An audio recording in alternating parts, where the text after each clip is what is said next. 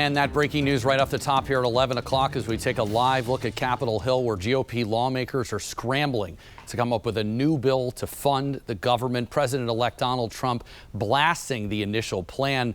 Now, depending on what Congress comes up with, it could jeopardize the transfer of the RFK Stadium site back to D.C., something city leaders have been pushing for years. Christian Flores has been closely following these updates for quite some time now.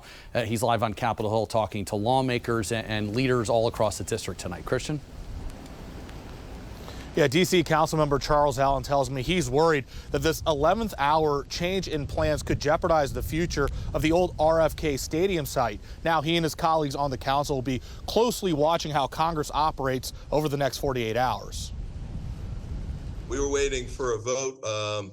We'd heard somewhere in the 4:30 to 5:30 time frame. But the vote to continue funding the government and avoid a shutdown never happened Wednesday after President-elect Donald Trump told Republicans to reject the continuing resolution. As far as we know at this point, the bill's dead, and all of those provisions that had been worked out in a bipartisan fashion that were in the CR are off the table now. Congressman Glenn Ivey, who represents Prince George's County, says he's worried about how this could impact so many people in the area. It could have a real ripple effect. It could have a damaging impact on our economy. We don't want to see a government shutdown, obviously. D.C. Councilmember Charles Allen is also worried about the federal government employees living in D.C. However, he's also closely watching whether or not the measure that gives the district control of the RFK Stadium site remains in the funding bill after negotiations. Frankly, the district is on the sidelines in these conversations. Is there a little bit of concern that this might get washed out over negotiations? I'd be very concerned if what D.C. has really fought for a long time, which is that we need control over what the future of that RFK site looks like. That was in the CR. It needs to stay in there. It's important that that's a district decision. Trump confidant Elon Musk, who has also urged Republicans to reject the continuing resolution, singled out the RFK Stadium measure on X. Councilmember Allen says he does not support tax dollars going toward a new stadium, but says this measure still needs to be approved.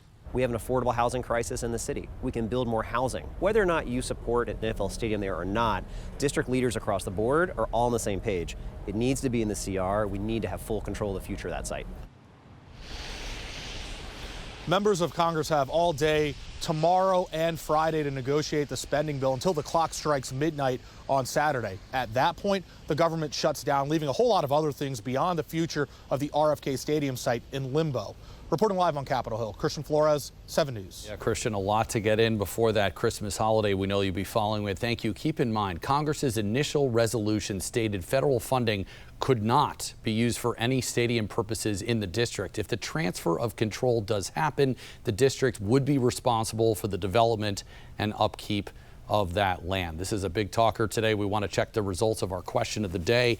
Just scan the QR code you see on the bottom left of your screen. We have asked, where should the Commanders go, their stadium go next? D.C., Maryland, or Virginia? So far, the majority of you voting for D.C. You still have time to weigh in. Just scan that right on your screen there. Use your smartphone to do that.